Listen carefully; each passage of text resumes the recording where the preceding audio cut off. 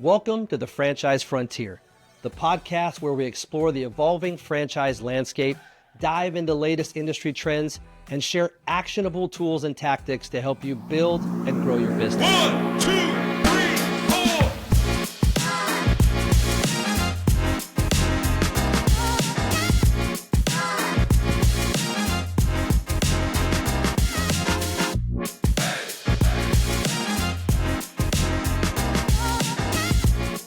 Welcome back to the Franchise Frontier podcast, where we chart the uncharted and dive into the wild terrain of business ownership.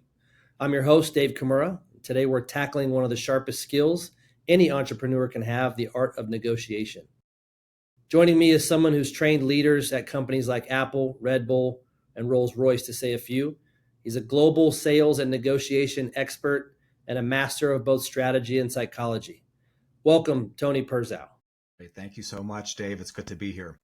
So, Tony, when we just talk about a couple things, the origin of your story, right? You've worn many hats: entrepreneur, trainer, speaker, etc. Yeah. When you're at a dinner party, when people ask you, what do you do? How do you answer that?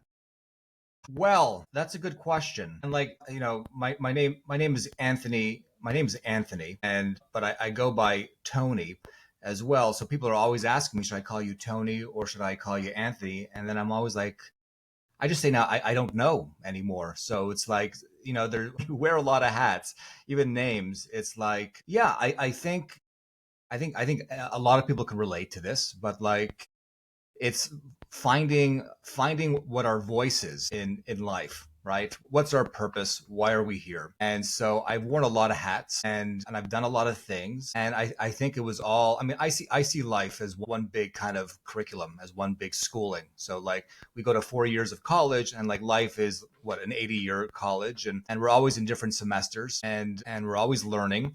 And I think part of my journey has been, okay, well, what is it that I want to say? And what's my point of view? And what and I think maybe as we're both in our late 40s, what is it that I want to leave in this world? So that's what I say now at a dinner party that I've spent a lifetime finding my voice and trying a million different things and running into a lot of things and bumping into a lot of things and making a lot of mistakes. But it was all a very kind of, it wasn't failure. It was just like kind of, I don't know, when like rocks rub up against each other in the ocean, it like smooths them out. So like all this bumping into things just kind of smoothed me out and made me very kind of clear on what it is I want to say and what it is I want to teach. So yes, the lights say negotiation and persuasion, but at the end of the day, I talk about fear.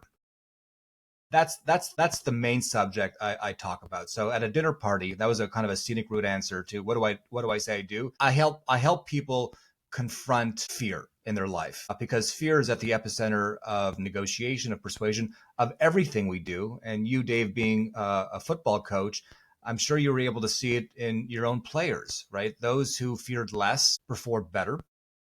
Those, even if they were the most talented player in the world, if they carried a lot of fear, if they were scared, that would inhibit their performance on the field. So I think fear is such a huge subject that not a lot of people talk about or want to confront or see in themselves, or we try to hide and perform. Hey, look at me, look what I can do. But underneath that performance, there's a fear that's driving that performance. So a lot of us are not being real and present with each other, which is a big thing with negotiation. How can we be authentic and real and honest and transparent and vulnerable? But a lot of us, fear doesn't allow us to do that. So we perform and then we wonder why we're not getting the outcomes we want because, hey, who was showing up to that negotiation? Was it you or was it some character or persona you were playing? That's a very interesting perspective, but I also totally understand where you're coming from as far as people hiding behind it per se. When you think about negotiation or even fear as you bring it up, do you remember the first time you realized that negotiation was a skill you had, or overcoming those fears was a skill you had, or did it just happen in a moment? Well, I spent a long time. So I've been at this game of teaching negotiation since 2013, and I kind of fell into it. And I was taught by a mentor, by a company, by this Dr. Chester Karras, a very well-known first PhD in negotiation ever. And he created this program back in the 60s or something. And so that was my camp. That's where I learned everything I knew about negotiation. And I became very good at teaching and delivering Dr. Chester Karras's concepts and strategies. And I made a good living and career out of that. And I eventually went off on my own and said, hey, hire me as a keynote speaker, as a thought leader in negotiation. And this is my background. This is everything I've learned. But what I was doing essentially was I was teaching fear. So I would get up on stage and I would get in front of these big companies and executives. And I would say, your job in this negotiation is to go in there, extract information, ask a lot of questions to identify their fear. How scared are they on the other side of the table?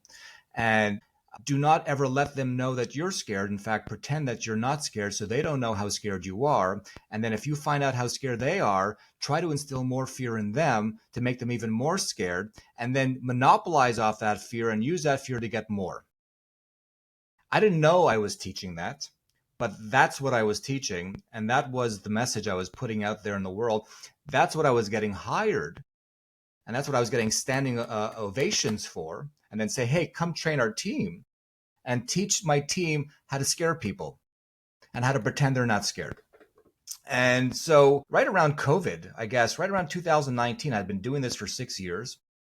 I was making a lot of money doing this. I was very successful, quote unquote, successful doing this, but something was just feeling really off and I didn't know what. And I was like, I think I need to stop talking about negotiation.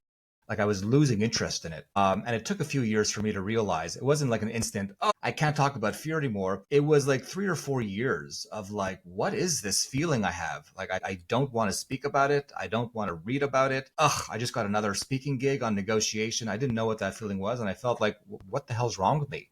I mean, what a great life I have teaching this stuff. So it was a very kind of long process of me realizing this is not when I spoke about what's my point of view or my voice and what do I want to leave in this world, it wasn't that. It wasn't to scare people. It's interesting. And so I know that you have some bold titles, right? You suck at negotiating price, ethical con man, those type of things. Yeah. And I wonder, I also know that I heard you mentioned your kids, Rocky and Stevie. Is that correct? Yeah, Rocky and Stevie. I know that at the end of the day, I mean, again, I'm a dad as well, sometimes, and a football coach, right? At times, and we can be tough and gruff, but at the same time, do you ever find that when you're teaching some of this, do you ever like to use a little bit of humor to disarm people before really teaching them the serious stuff about their fears? Yes, well, absolutely. I mean, so there's a skill set. There's a just to speaking, to teaching. I spent years teaching 2-day seminars. So 9 to 5 each day for 2 days. I was a workhorse traveling all over the world teaching 2-day seminars. And so there's a performance aspect. Like every one of these 2-day seminars is a show. It's a theater piece. And like any show, there needs to be an arc and there needs to be a story and a plot and a beginning, middle, and end. And there's got to be points where you pull a rabbit out of the hat and say, surprise, and everyone goes, oh. Like all those elements have to be in teaching or you're just going to lose people. So yeah, humor obviously is a big one. And then there's also this idea of like, I need to be likable as well, right? So if you think of it, when I go in front of an audience, like those first couple of minutes, I mean, I'm in sales right there and then. Like I have to get an audience of whether it's 50 people. I did an audience last year of 2,600 people. Like, how am I going, if they don't like me, if they're not, how do I get them to buy into what I'm saying? And so there needs to be that likability right away, and there needs to be trust right away. And how do I create that trust, and how do I create that likability? And obviously humor is a big one. And yeah, and just being real and just saying, hey, yes, I might be here up on stage. And I think this is a good lesson just for anybody going into business. Yes, I might be here on stage, and you might be literally looking up at me or to me and thinking me as a thought leader. But at the end of the day, I mean, I'm just there with you as well. Like I'm just someone trying to make my way through this life as well, making mistakes, learning lessons. We're all brothers and sisters. We're all, walking each other home here. Like, don't see me as some sort of guru. Everything I'm speaking about today, when I speak about fear, shit, I'm dealing with my own fear in life as well. And like, this is how I'm dealing with my own fear. And I'm sure there's a lot of people listening to this right now are like, hey, should I take that leap and start a business? Should I take that leap and buy this franchise? Should I take, and I guarantee you that the first and loudest voice that's going to be in your head when you ask yourself that question is going to be the voice of fear in your head. That's going to tell you everything that can go wrong. And that's going to tell you, no, no, no. And it's not safe and bad things are going to happen. That's the voice that sabotages us. That's the voice that at the end of the day, it promises protection and safety and says, hey, I'm protecting you. And we think of it as protection, but really it's just limiting us. And when you think of that in terms of anything in sales, that voice, that protection voice that we think is protection is limiting you as a salesperson, is limiting you as a father, it's limiting you as a business person. It limits us. And that voice of fear in our mind, it's not about getting rid of it. It's not about fighting it. It's not about shaming it, because as soon as we fight it and attack it and get the fuck out of my head, sorry for that language, when we attack it, all we're doing is we're joining its army. We're doing the exact same thing that it does in our life. So the idea is to stop believing in it. That's the big thing with fear, is not to believe in it, because fear, and if we look back at not only the religions of the world, but some of our greatest philosophers and mystics and yogis, some of our smartest people like Einstein, have all said the same thing, that fear is nothing but an illusion. It's not real. In fact, it's our fear of fear that's the greatest fear. So if fear is not true, if it's not an illusion, then it's not something to attack or get rid of. If it's something to stop believing in. So that's the main lesson I started teaching. Once we see that, once not intellectually understand it, but once that kind of sinks into our bones, that fear is not something to believe in, then what starts happening is freedom in a lot of areas in our life. That's incredible insight to a way to look at things, because I think, to your point, that voice, positive or negative, is always there, right? Yeah. We're always listening to it, to do this, to not do that. So it's always something there, and figuring out what to listen to is definitely a good point. As you speak on the many different aspects of your career and the things that you've done and the experience, like, is there any experiences that pop into your head right away that shaped your perspective and negotiation the most, and said, like, these two things, or this one thing happened that was the most memorable, that kind of got me to where I am today? Yeah, it's it was yeah, there was a few things, but so after these few years of really kind of questioning why I'm doing this, and I started realizing I just can't go out there and talk about fear anymore. So it was really, I was studying the root word of like the etymology. So where does the word negotiation come from? And so the word negotiation comes from the Latin word. This was one of my defining moments. So the negotiation comes from the Latin word negotium, and neg means no, and otium means leisure. So that's the etymology. So when you look back at like ancient Rome, you had your leisure life at home with your wife and kids, and then when you went to work, it was no longer leisure time. You were then in negotium. You had to go and work. But then what I started doing is I started kind of researching like the ancient Roman philosophy, and then that word negotium came back up in Roman philosophy. And in Roman philosophy, the word negotium actually means no peace. It later became translated into no leisure, but originally it meant no peace. So here's where things get a little cool. So if the word negotiation means no peace, it literally means no peace. So whenever we have no peace in our life, we are negotiating. It's a negotiation. And where there is no peace, there's always going to be conflict. So another way to look at negotiation is conflict. Everywhere there's conflict in your world, in your life, you're in a negotiation. So yes, obviously we think of negotiation as something that happens in the political arena or in the boardroom, but like, hey, your kid's an addict, right? You have a 15-year-old kid, they're an addict. That right there is major conflict in your life. That's a negotiation. How do you negotiate your kid being an addict? I lost my father a year ago. That's conflict. I'm in conflict with reality. I don't want my father to be gone. That's a conflict right there. That's a negotiation. So you're having problems with your wife or husband? That's a negotiation. Everywhere someone cuts you off on the middle of the street, that's a negotiation. So negotiation is conflict. And here's where things get really interesting. And if you think of it, and if you really think about this, what is the root of all conflict? What creates conflict? And it's always, always, always going to be fear. Conflict does not exist without fear. It's always going to be predicated upon fear. When someone cuts you off in the middle of the street, there is some sort of fear that's telling that person to screw off, right? When your kid's an addict, there's some sort of fear that you're going to lose your child. Fear is always what creates conflict. So at the end of the day, I was just like, shit, man, negotiation is fear. The only reason why negotiation even exists, the only reason why we do it is because we are all, as human beings, running around in this world scared shitless. And that's why we have a need to negotiate. If we weren't scared, if there was no fear, if we didn't believe in fear any longer, guess what would happen to negotiation? It would cease to exist. It would be a different world. It would be a peaceful world. So if you think of it, if you look at the last 3,400 years of recorded history, we've had 264 years of peace in the last, which means there was no war in this world. That means 92% of recorded history has been war-torn, where we've been killing each other. So we are wired, human beings are wired to be scared. We are wired to be more motivated by fear and loss than by gain. We are wired to take our painkillers over our vitamins. We're wired that way. But just because we are wired that way doesn't mean that we need to be that way. And this is my personal belief. My personal belief is that the whole reason why we're here in this crazy world, the curriculum of this world, is to not believe in fear anymore.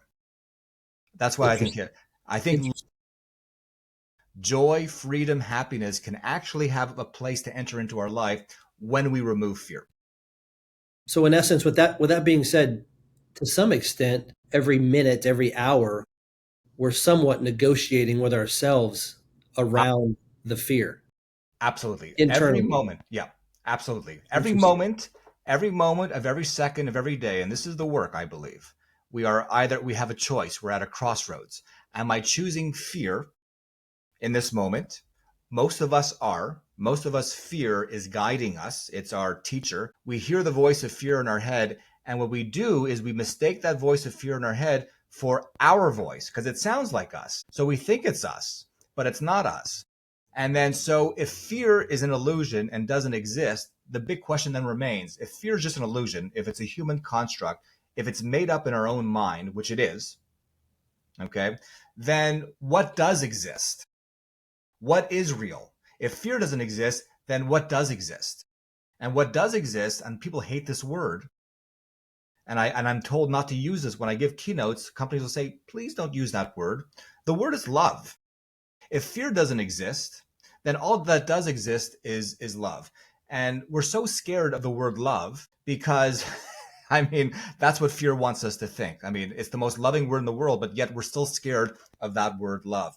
But here's the thing. Every moment of every second of every day, we have a choice in that moment. Are we choosing fear in this moment, or are we going to choose love? And that's the fork in the road that we have every single second. Someone cuts you off in the street. Am I going to choose fear and flip them a finger? Or am I going to choose love and forgive and apologize or whatever, or be kind or be civil, whatever love means to you in that second? That's just a small decision. But even in your career, you're thinking about starting a franchise, buying a franchise. Are you doing it through the lens of fear? Shit, I need to buy a franchise because if I don't buy a franchise, I won't be able to retire and I won't have money to give back to my kids and I need to pay for my mortgage. Am I doing this because I think that this franchise is going to take care of all my problems? That's fear. Or am I doing this through the lens of love? I want to be of service. I want to help people. I want to be able to leave a legacy for my children. I want to be able to give back and help people. And this franchise is going to be a vehicle for me to do that, right? So that's the choice we're always dealing with. Very, very good point. Very good point. And you touched on something that we talk about a lot in terms of being very community centric, and those type of things are the best business owners. You know, when you talk about, I know you talked a little bit about, salespeople are empathetic by nature. And I think you mentioned something about it's really more of a self-centered mindset. Yeah. How did you discover that distraction, and how do you help people kind of embrace that? Well, yeah. Sales, one of the biggest problems that salespeople have is that to be a great salesperson, it is an empathetic behavior. It's all about what can I do for you? How can I help you? How can I teach you? How can I guide you? How can I make this happen for you? What can I do for you? I mean, those are the best salespeople. But then when it comes time to negotiate, that behavior, hey, how can I help you? How can I take care of you? If we bring that behavior into a negotiation, we're not going to do too well. We'll get taken advantage of. People will take from us. So one of the toughest things for a salesperson is that transition. How do I go from how can I take care of you? What can I do for you? Into what are you going to do for me? And that's a moment. That's a moment that happens when it stops being a sales process and then becomes a negotiation process. And that's what I teach. That moment right there, I'll spend 2 days teaching salespeople just to be able to make that transition in that moment. So salespeople need to learn how to become negotiators. They need to learn how to become more self-centered. It's not really self-centeredness. It's more of like an assertiveness, right? So it's more about like, how can I be tough on issues, tough on problems, tough on price, but soft on people, kind and civil with people, but tough on issues. And that's important to do, because a lot of people in general are people pleasers. I want to take care of you. I want to people please. And but if we think of it, if we bring the conversation back to choosing fear over love, being a people pleaser is just another way of choosing fear, right? Because, hey, we might be people pleasing, but then what happens when people start taking from us and taking from us and taking from us? Well, then we get resentful. So we people please, but then we become resentful because people are not giving back to us. And what we're doing right there is we're just creating, again, that word conflict. Conflict is always going to be created by fear. We're creating internal conflict within ourselves. So that's what being a people pleaser does. It's just a form of fear. It's another form of fear. And it's another form of fear. And all it does is it creates conflict. Maybe not in the relationship. Well, ultimately it will if you're creating internal conflict. So it's really about going in there and saying, hey, this is what my needs are. This is what the price we need to get. And I'm going to do it in a very kind and generous and civil way. That's what we need to start bringing into our negotiations. I can't hear you, Dave. Can't hear you. Sorry about that. Yeah, no I problem. think I remember you saying at one point, I might butcher this on accident. You mentioned something where to the extent of, if a salesman goes into a negotiation, it's over. You either need to be selling or negotiating. Yes. Yeah. It's like going into a negotiation as a salesperson is like going into a gunfight with a knife. And I hate to use these violent terms, but this is part of like the stories I used to tell. I still believe in them. But yeah, essentially that's what it's like. There is the sales, the empathetic that we need to bring in the sales process, but then we also need to bring in the negotiator in the negotiation.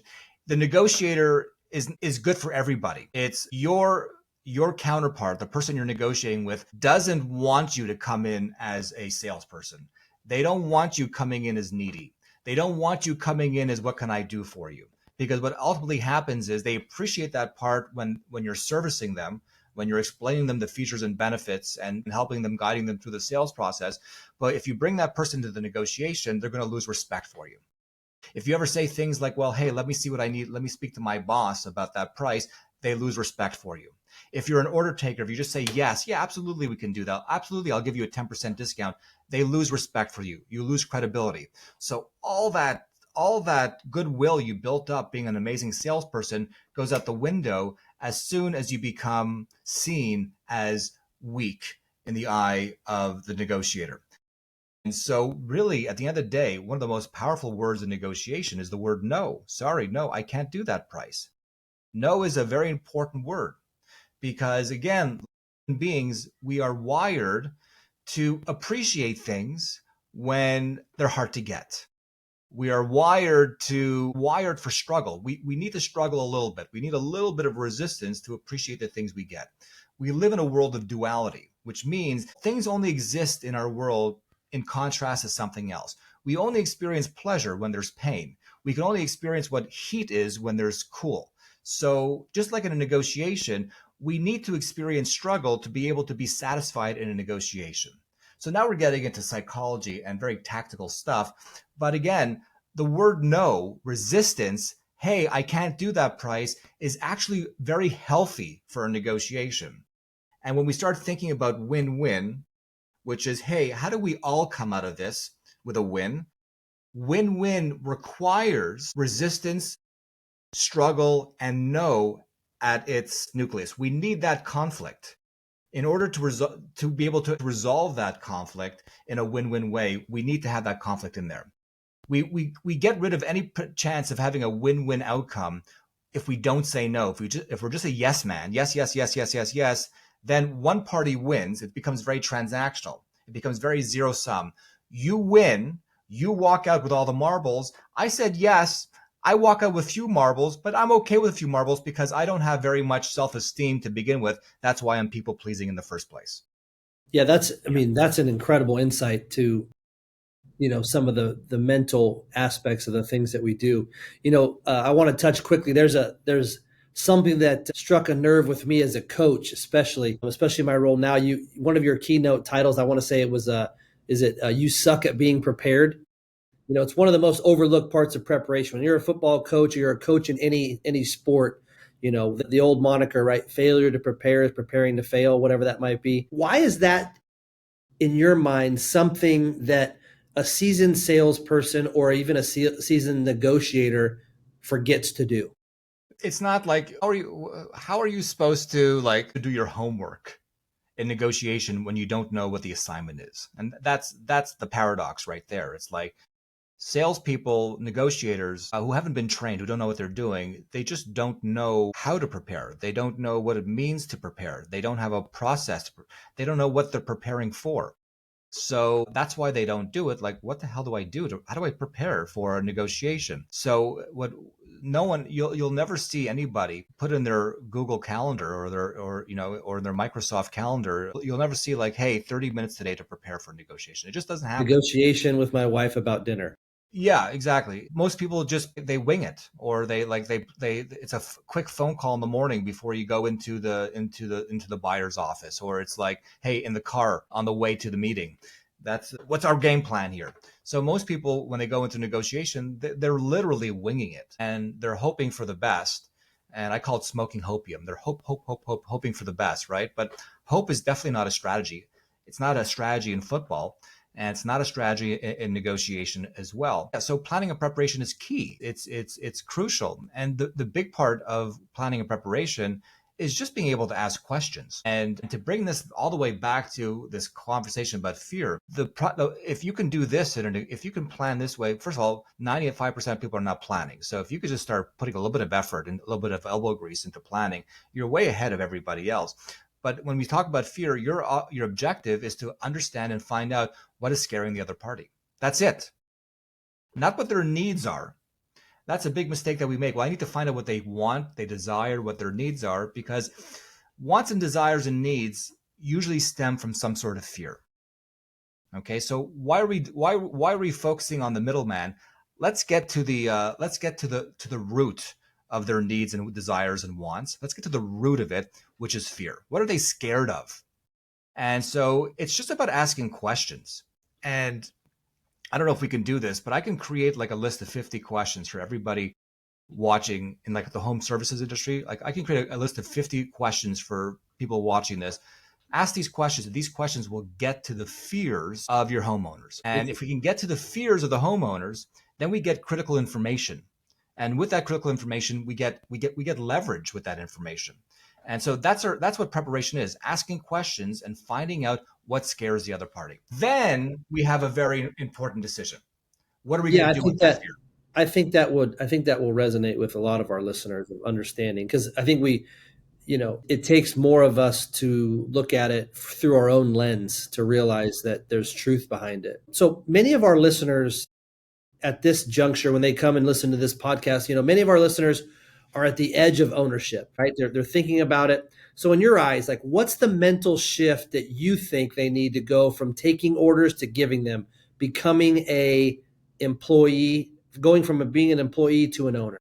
Yeah. Well, it's a that's a big question. I'm just trying to see. I'm just trying to look at that question through my own lens. And again, I'm gonna bring it back to this choice that we constantly have of fear and love. And it's like, what is driving? It's always going to be your intention. So like, I can eat an apple every single day because my intention behind eating that apple is I don't want to get fat, right? So there we go. My intention is a fear-based intention. I'm scared of being fat, so I'm going to eat an apple every day. Or I can eat an apple every day because I love apples and they taste fantastic, and I just love how sweet they are. Well, now my intention is coming from a place of love. So it's not really, I don't think the question is whether or not you should become a franchise owner. The question is like, what is your intention behind becoming a franchise owner? Everything can be positive or negative. A stick of dynamite can create roads in a village, or it could blow up a home and kill people, right? So it's all about your intention. If your intention behind ownership of a franchise is, I want to escape my job, I hate my job, I hate my boss, I can't stand being an employee, and I want to give orders instead of take orders, then I think that's not the right intention to go behind business ownership. But if your intention is, hey, I want to create a better life for my family and I want to have freedom, I want to be able to travel, I want to be able to have employees who I take care of and create community and create a family within the walls of my business. I really want to help people with their homes. If that's your intention, then like, run, don't walk to ownership. But really get honest with yourself. What is your intention? Is your intention coming from ego? I want people to respect me and admire me of being good business owners. I can guarantee you, if that's your intention, your business is going to fail. That's just the way life works. But if your intention is, I want to be of service and help people, then your business is going to thrive. That's incredible insight, honestly. And I think that, building off of that, going into your neck of the woods, business owners negotiate constantly, landlords, suppliers, employees. What's one skill they must master to avoid losing ground on those conversations? Well, that back to that preparation. It's and this is my point of view. It's identifying their fears, identifying what that landlord, what that person you're negotiating with, what is scaring them. That's the most important information you can get. And then once you find out what is scaring them, what is causing them pressure in their life, that's another form of fear. What is causing insecurity for them in their life? What are they afraid of? What keeps them up at nighttime, right? All those if you can find those things out by asking the right questions, okay? If you can find those things out, then you have a very important decision.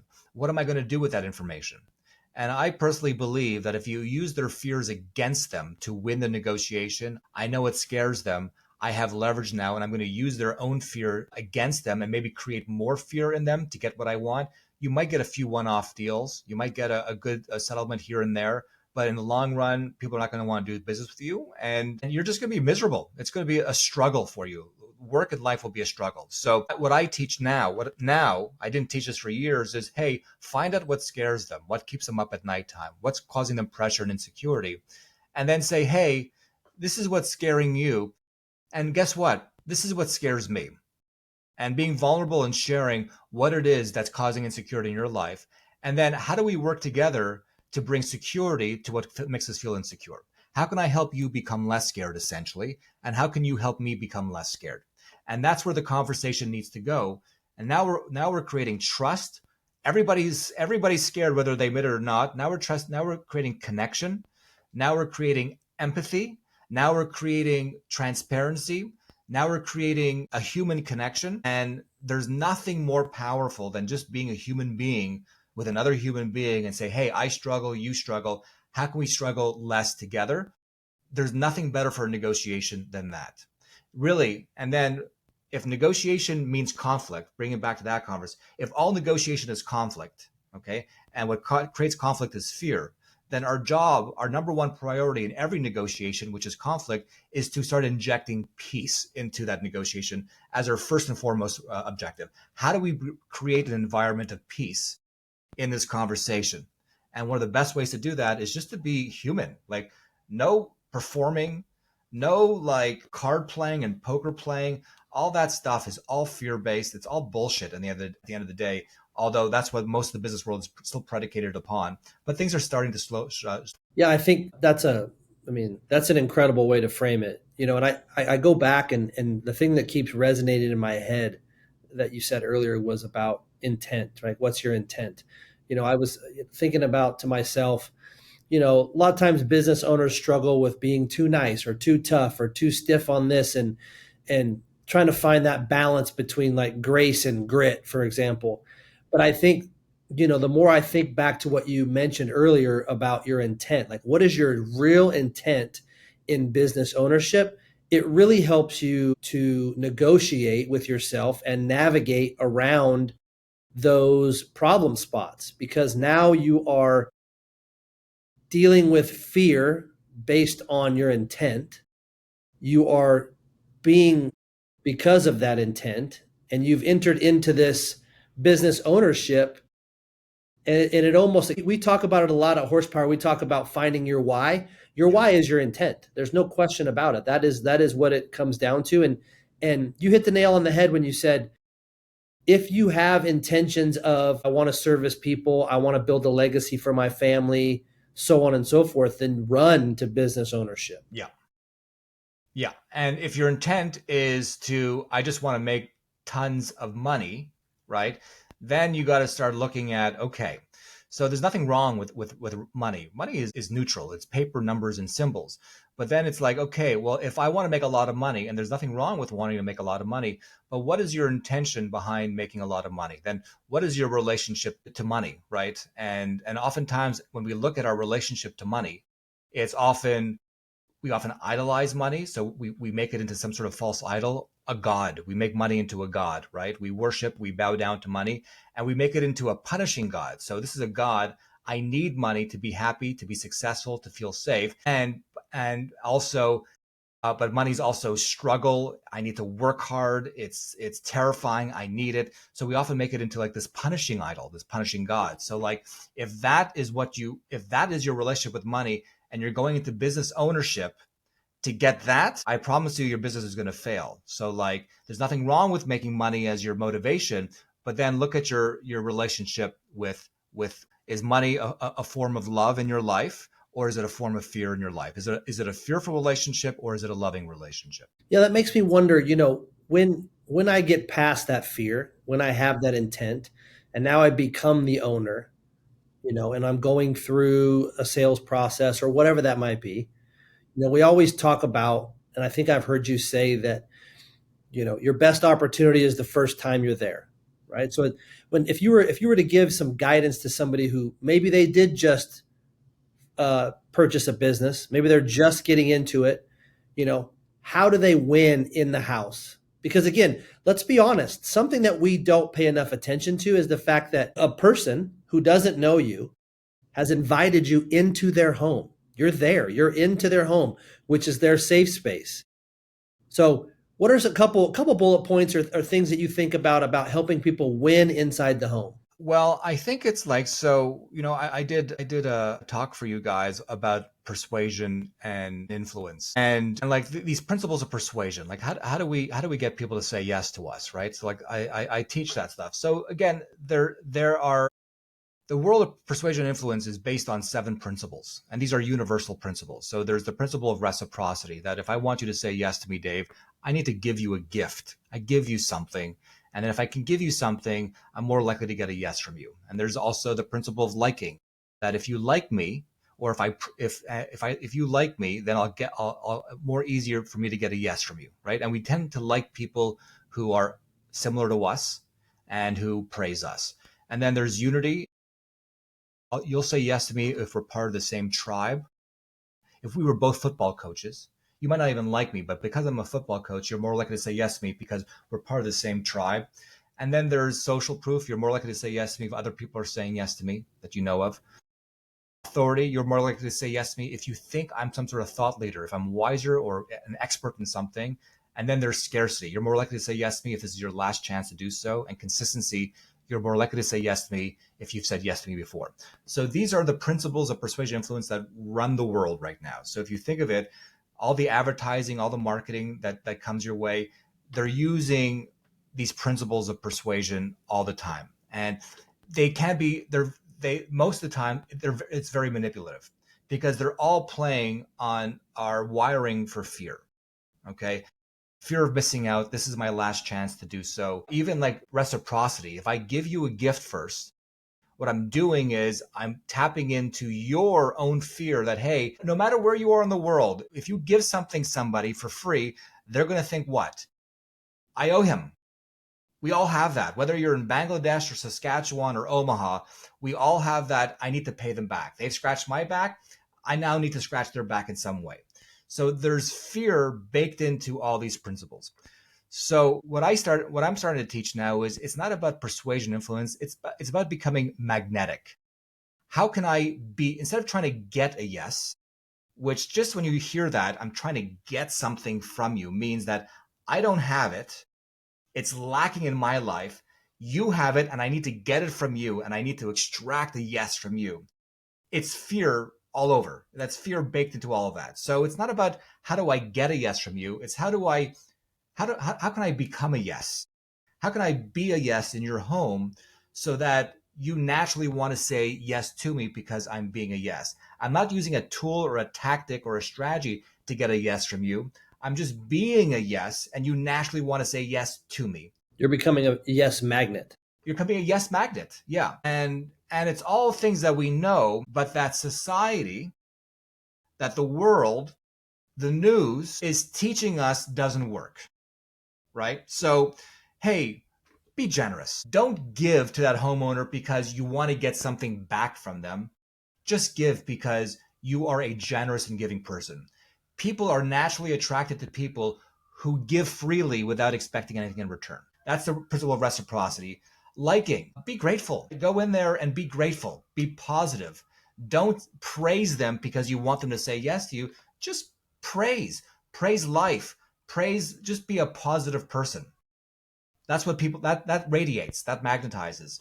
I couldn't agree Yeah. more on that. And it's like, I can go through each one of these principles, but it's not rocket science. It's, again, what I'm trying to say is don't go into a home trying to get a yes from them, because whenever we're trying to get something, it means that we don't have it. And whenever we don't have something, we're coming from a place of lack and scarcity. And whenever we're coming from a place of lack and scarcity, we are going to only attract lack and scarcity into our life. Okay. So it's not about trying to get anything. It's just trying to be a decent, good person, someone who cares for them. That's the intention. How can I go in there and make their day better today? Yeah, that's a great point. And as I think back on our conversation as we're going, it makes me curious about the people that are interested in business ownership. Right? There's a part of me that thinks that there's a little bit of the danger of avoidance. Yeah. Going back to fear, Yeah. the fear of the negotiation, or the fear.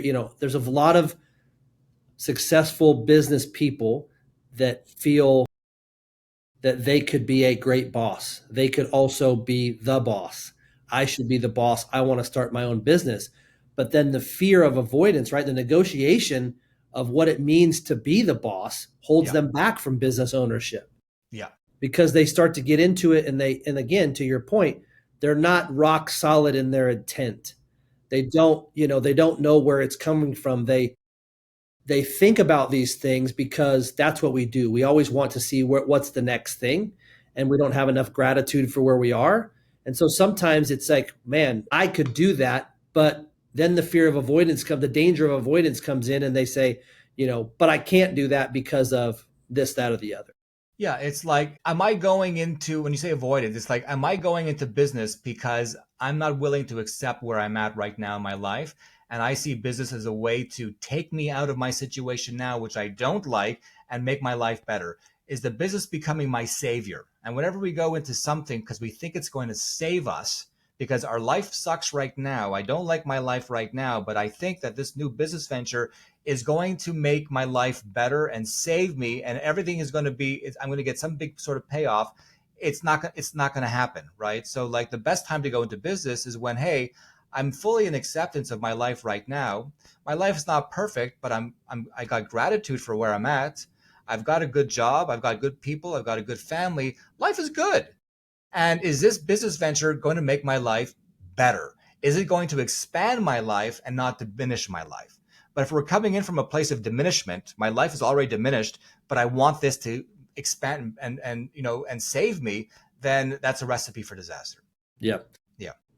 When you've met with and talked with entrepreneurs all over the country, and I think that there's a resilience factor in anything. So with the people that you've worked with in many industries, is there a mindset that separates ones that thrive from the ones that don't? Yeah, I think there is I'm actually teaching I'm actually teaching a workshop on this. It's a little shameless plug for my workshop. It's called Not Enough, and I'm doing it in September. And it's really I think what separates great entrepreneurs is some sort of is there seems to be this sense there's like a self-awareness, right? There's a big fear. Fear comes in many disguises and costumes. It's very tricky. It shows up. It doesn't show up just as fear. It shows up as anxiety. It shows up as a lot of different costumes. And one of the costumes it wears is this costume of not enough. And this plagues a lot of salespeople. I'm not enough. Like, I'm not enough, and I need to perform, and I need to put on a good show. I need to become very likable. I need to people please so that my client thinks that I'm enough, so that they give me the sale. So I'll just be honest. I'll tell you how I had a lot of this not enoughness. So I'm not enough. So I think one of the reasons why I became a keynote speaker was because, hey, I don't believe I'm enough. And so if I'm up on stage in lights and everyone is looking up at me as a subject matter expert, then that is the ultimate distraction. Then no one will ever see that what I really believe about myself, right? So in my own life, this not enough fear, like I'm not enough, it caused me to perform. Tell good stories, be charismatic, be very likable, be up on stage, be a keynote speaker. Hey, look at me. Look how wonderful I am. And then another way it came up was through hustling, workaholic, serial entrepreneur, constantly starting businesses, projects as a way to show evidence. Hey, not only am I performing for you to believe that I'm enough, but like, here's evidence. Look at all the things I've built in my life. Businesses, these clients, these big companies. Look at all these logos. I've been hustling since I've been in my early 20s. Hey, this will show you that I'm good enough. But beneath all that hustling and all that performing was, hey, I don't feel like I'm worthy or good enough. And then another way it affected me, and I'm sure, like I'm being very open and vulnerable here, but I guarantee you, there's people listening in right now who are like, shit, I would never tell anybody, but this is exactly how I feel.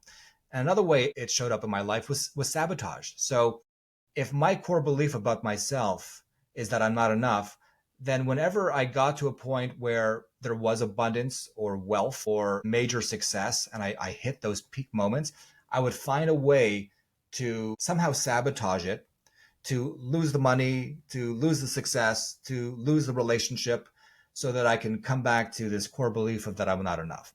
So that was a big pattern in my life for many, many, many, many, many years. So, and it created destruction. And when we're talking about entrepreneurship and starting businesses, ultimately, yes, I was able to perform and build and create to build businesses, but it was being built by these false selves, right? These personalities that I created to make my way through in the world. And I think the top entrepreneurs are people who have been able to say, hey, I'm not perfect. We all got our shit, right? But I'm not operating from this place of not enough. I'm not operating from this place of pretending that I see it, and I'm going to operate from this place of what's beneath it. And so from a place of like, hey, um, you know, this is who I am. I'm honest. I'm not pretending here. And I think when you bring, and this is what I try to bring into my business now. I'm not perfect. I've got my own shit. You got your own shit. I'm going to be honest. I don't have trouble talking about my own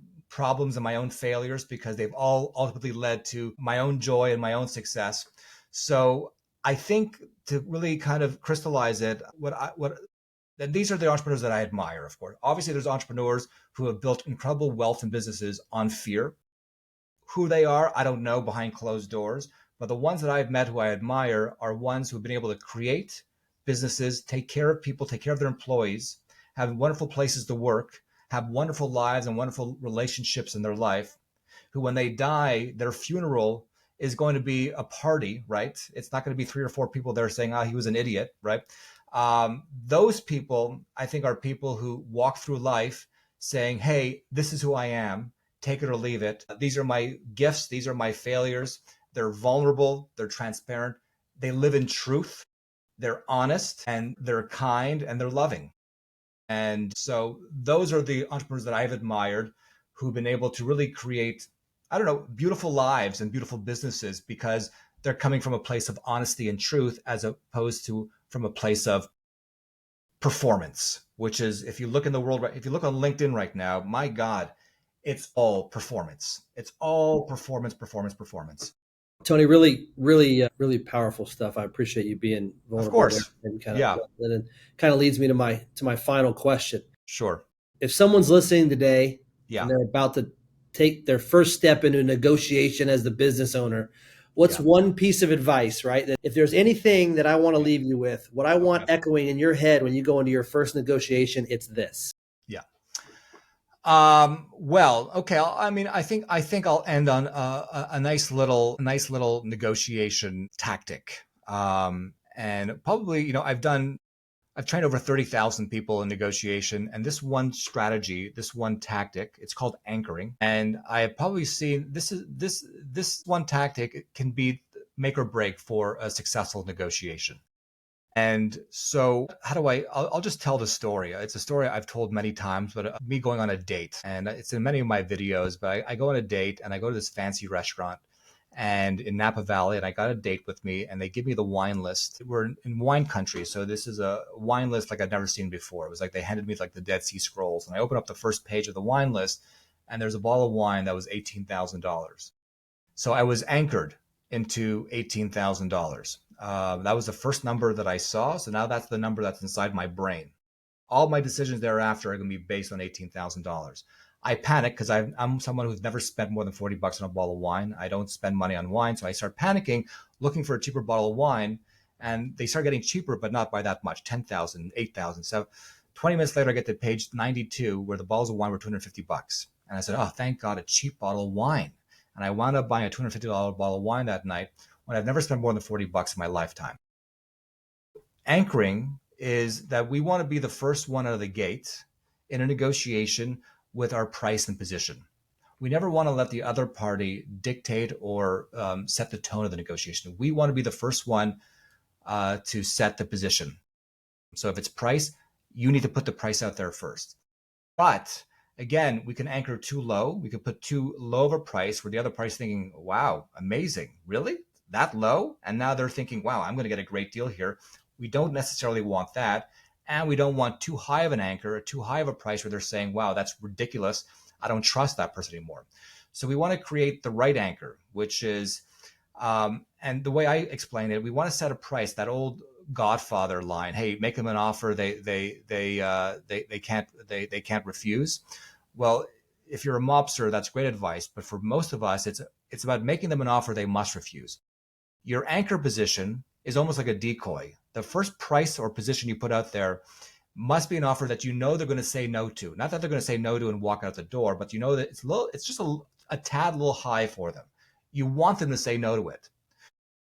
Because if they say no to it, it means that the chance of them saying yes to the price right underneath it is going to be a big yes, right? So again, always walk into a negotiation with 3 positions. Your first position is your anchor position. The price that you're going to put out there first, that they're going to make all their first decisions based on. That's the anchor. You want them to say no to that price or that position.